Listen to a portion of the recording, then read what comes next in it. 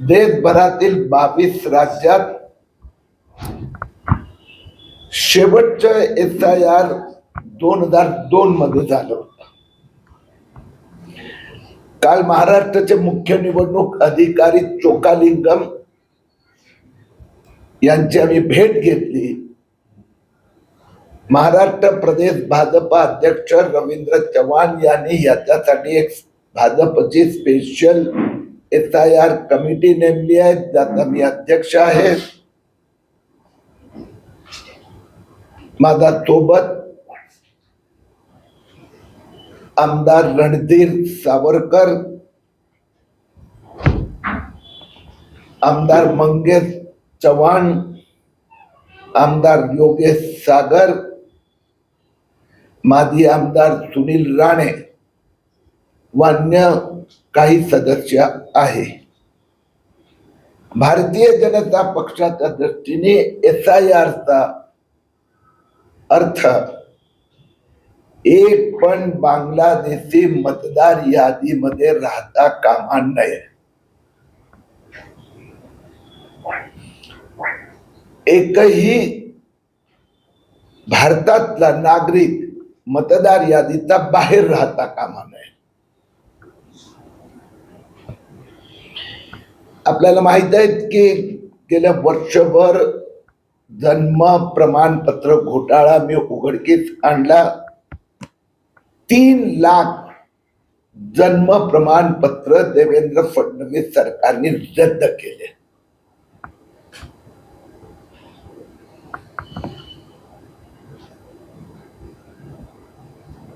मोठ्या प्रमाणात अपात्र लोक, बांगलादेशी लोक किंवा जे भारतात त्यांचा जन्म झाला असं त्यांच्याकडे प्रमाणपत्र काहीही पुरावा नाही, अशा लोकांची मतदार यादीत नावं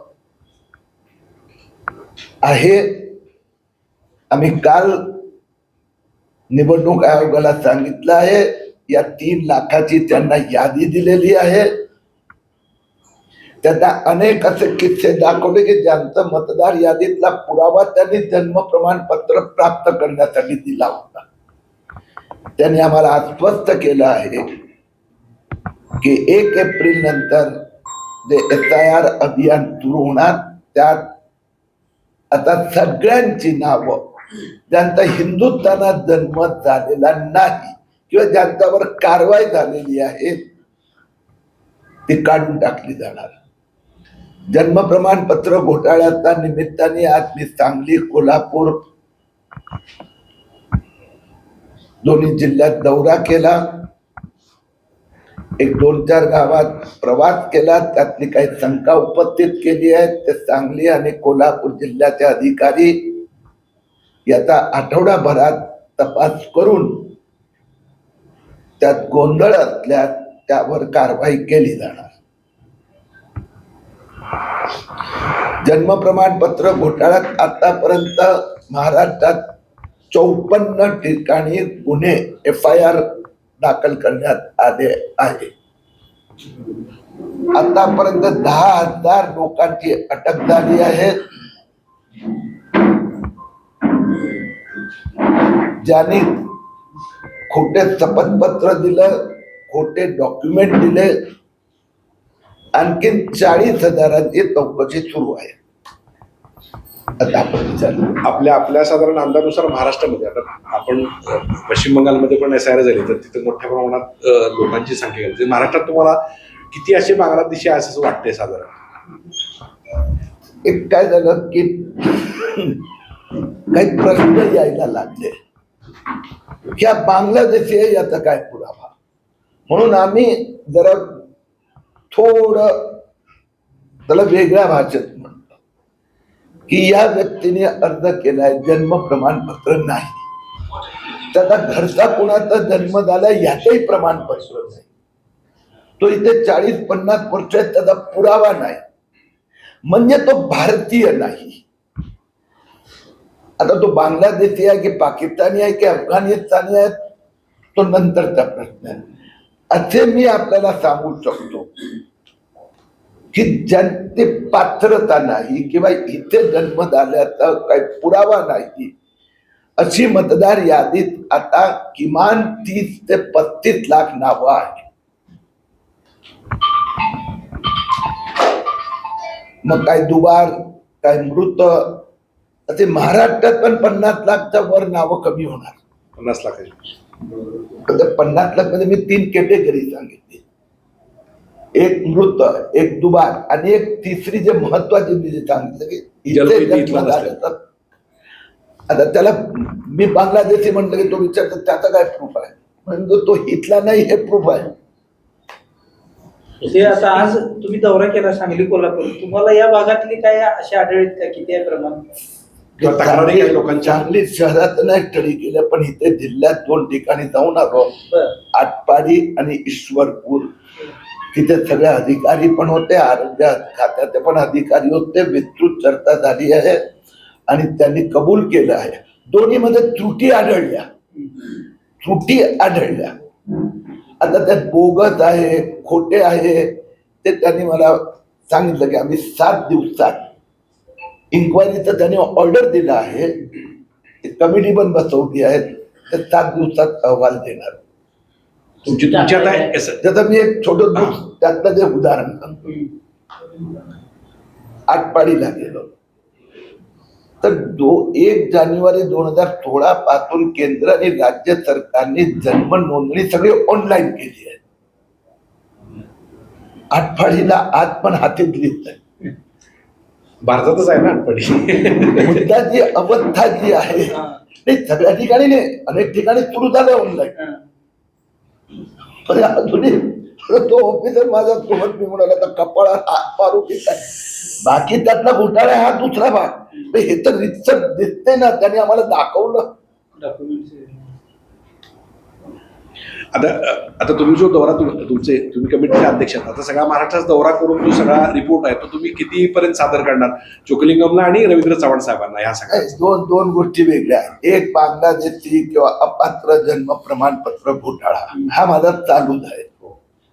दुसरा जे SIR आहे यात कामच करायचं आहे, म्हणजे रिपोर्टिंग नाही, हे कंप्लीट आम्हीच कंप्लीट करून आम्हाला रिपोर्ट करायचं आहे. म्हणून काल 3 दिवसापूर्वी समिती नेमली, कालपासून काम सुरू झालं.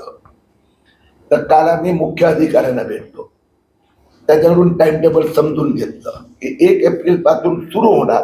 जरा तुम्हाला पण म्हणजे नागरिकांसाठी तर पहिल्या टप्प्यात ते 2002 मध्ये पहिला SIR झाला होता, तर ती मतदार यादीचं मूळ समजणार.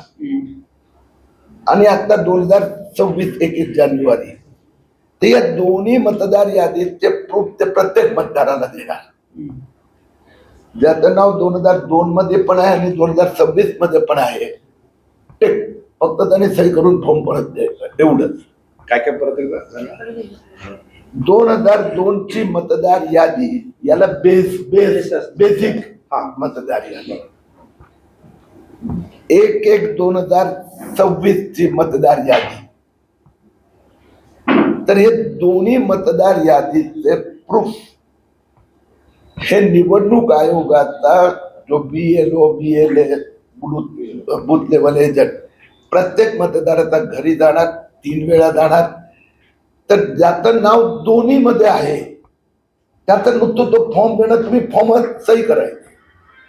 म्हणजे ज्याचं नाव 2002चा यादीत आहे आणि आता पण तो त्याच पत्त्यावर राहतोय, तर त्यांनी काहीच करायचं नाही. पत्ता जर बदलला असेल तर त्यांनी पत्ता सुधारून द्यायचा, पण त्यांनी दुसरं काय प्रूफ द्यायची गरज नाही. हा एक झाला. म्हणजे जे 2002 मध्ये 18 पेक्षा जास्त होते त्यांचीच नावं येणार. आता 2002 नंतर ज्यांची 18 झाली त्यांचा घरातला कोणाचाही, आई बाबा आजी आजोबा कोणाचंही जर 2002चा मतदार यादीत नाव असेल तर ते सफिशियंट आहे. मग त्यानंतर बाकीचे पुरावे जे तुमचे 18 वर्ष झालं ते जो स्थलांतर आहे त्यांनी जुना यादीचं मतदार यादीचं नाव शोधण्यात निवडणूक आयोग मदत करणार. आता ह्याच प्रक्रियामुळे तो बांगलादेशी बाहेर जाणार. 2002 मध्ये त्याच्या आई वडिलांचं किंवा त्याचं नाव नसेल, त्याचं नंतर त्याचं नाव आलेलं आहे, तर त्यांनी आई बाबांचं किंवा हितलं जन्म प्रमाणपत्र द्यावं लागणार. भारतीय जनता पक्ष हे बूथ लेवल पर्यंत स्वतःचा पण एजंट नियुक्त करणार आणि तो निवडणूक आयोग, सगळ्या राजकीय पक्षांनाही सूट आहे, राष्ट्रीय मध्ये रेकग्नाइज, तो त्यांच्या बरोबर जाऊन त्यांना मदत करणार. तर या 15 मार्च पर्यंत महाराष्ट्रात 12 ठिकाणी आम्ही SIR वर्कशॉप घेणार, कार्यशाळा.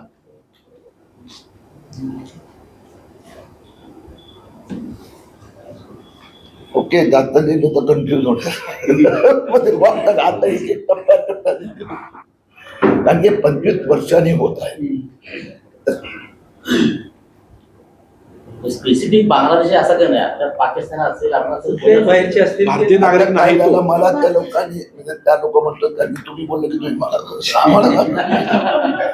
तर मला अन्य लोकांनी ठिकठिकाणी प्रश्न विचारायला लागले. म्हणजे सगळे मीच काहीतरी चूक करतोय, वो बांग्लादेशी उसका प्रूफ दो, तुमने बांग्लादेशी कैसे बोला, तुम हमको बदनाम कर. मग मी एक काम केलं, आपण रस्ता काढू. बिगर भारतीय. नाही, तो हितला नाही, एवढंच. तो भारतातला नाही. आणि भारताची घटनाप्रमाणे विदेशी येऊ शकतो, पण त्यांनी परमिशन घेऊन यावं लागणार, विजा वगैरे, अन्यथा तो घुसखोर आहे. आणि घुसखोरला मतदानाचा अधिकार नाही, दुसरा कुठला योजनेचाही अधिकार नाही. म्हणून 3 लाख रद्द झाले ना. म्हणजे हे सगळे जे भाषण करतात ना की तुम्ही यायचं आहे, व्हायचं आहे, सगळे कोर्टात गेले, कोर्टाने सगळ्यांच्या याचिका फेटाळल्या.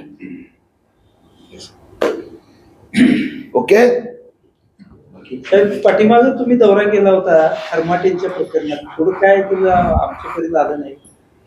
त्याचा तसं आहे की कोणताही तो घोटाळा असतो त्याला 2 पार्ट असतात. एक असतो क्रिमिनल, दुसरा तो फायनान्शियल. तर फायनान्शियल जे इरेग्युलरिटी असते त्याच्यावर ऑलरेडी इन्क्वायरी, इन्व्हेस्टिगेशन घेऊन ते ऍक्शन होत असते. ते कोणी थांबवू शकत नाही, थांबलेलं नाही, कुणातच नाही थांबलं. आज दुपारी मला कोल्हापूरमध्ये तिथलं खरमाटे माझ्याकडे सगळ्या जिल्ह्यात कोण ना कोण आहे ना. म्हणजे तुम्ही प्रत्येक जिल्ह्यात हातोडे घेऊन गेलेला होता ना, त्यामुळे प्रत्येक जिल्ह्यात हा प्रश्न विचारला. मी तुम्हाला सांगतो की कुठलाही प्रकरणात, एकाही प्रकरणात त्याचे जे फिनान्शियल फ्रॉड याच्यात कुठेही कॉम्प्रोमाइज झालेलं नाही, सगळ्यांमध्ये कारवाई झालेली आहे. पण आपल्या देशात जे फायनान्शियल फ्रॉड आहे, टॅक्सेशन फ्रॉड आहे, त्याच्या संबंधात पेनल्टी, फायनान्शियल पेनल्टी हे सगळंच आहे. पण त्या क्रिमिनल एंगल ज्यावेळी दुसऱ्यांची फसवणूक केली आणि त्यांनी तक्रार केली तर नाही. म्हणजे जसं छोटे गुंतवणूकदार म्हणजे म्हणतात ना, एक डबल स्कीम हे ते किंवा बिल्डर, यात समोर तक्रार करणार केली तुला सोडून कोण नाही. म्हणून सगळ्यांवर फायनान्शियल कारवाई झालेली आहे, प्रॉपर्टी जप्त झाल्या, कंपन्या सगळं झालेलं आहे. आता बोलता आपण रोज वाचतात अंबानीचं, अनिल अंबानीचं. सर, मालेगावचं जे हे आहे तिथं तुम्ही काही जन्म प्रमाणपत्र रद्द करायला सांगितली होती, म्हणजे 3315 अशी काही तिथं रद्द झाली. त्यात दीपक भोसले म्हणून येतात, त्यांचं एक रद्द झाले आणि ते तिथले नगराध्यक्ष होते. म्हणजे त्याच्याजवळ त्याची सगळी कागदपत्र असणारच आहे, तरी त्यांचे जन्म प्रमाणपत्र रद्द झालेलं आहे. ही एक केस जरा बघायला वाटतं. एकदम चांगला प्रश्न विचारताना तुम्ही प्रश्नाचं उत्तर दिलं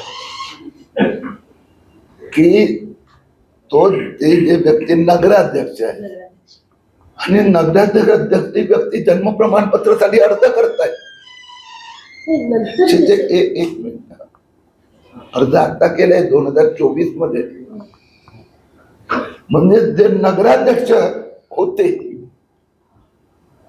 ते म्हणतात माझ्याकडे माझं जन्म प्रमाणपत्र नाही. कॅन्सल झालं हो. बाबा अर्ज केलं त्यांनी, बरोबर आहे. पहिला पॉइंट त्यांनी अर्ज केला की माझ्याकडे जन्म प्रमाणपत्र नाही. दुसरी गोष्ट त्यासाठी जे पुरावे द्यावे लागतात ते पुरावे नाही दिले. तिसरी गोष्ट शपथपत्र जे दिलंय अनेकांनी तर खोटं दिलंय,